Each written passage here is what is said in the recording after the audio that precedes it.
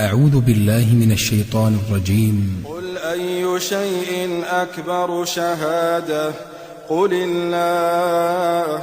شهيد بيني وبينكم وأوحي إلي هذا القرآن لأنذركم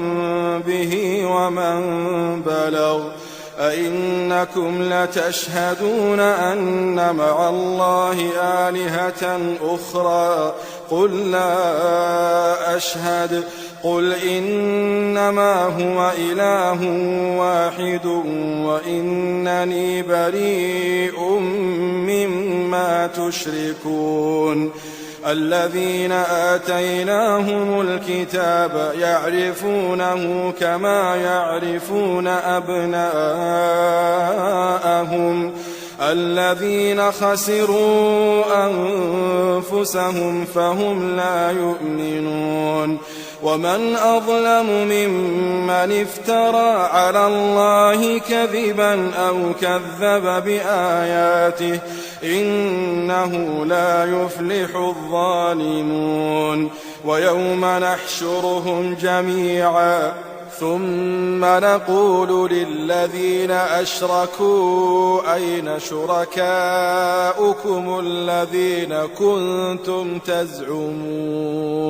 ثم لم تكن فتنتهم إلا أن قالوا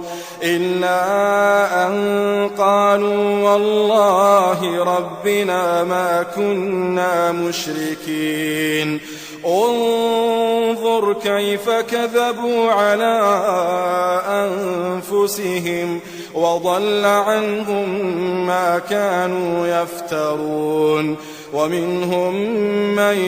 يستمع إليك وجعلنا على قلوبهم أكنة أن يفقهوه وفي آذانهم وقرا وإن يروا كل آية لا يؤمنوا بها حتى إذا جاءوك يجادلونك يقول الذين كفروا إن هذا إلا أساطير الأولين وهم ينهون عنه وينأون عنه وإن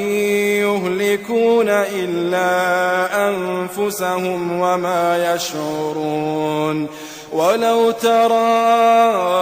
إذ وقفوا على النار فقالوا يا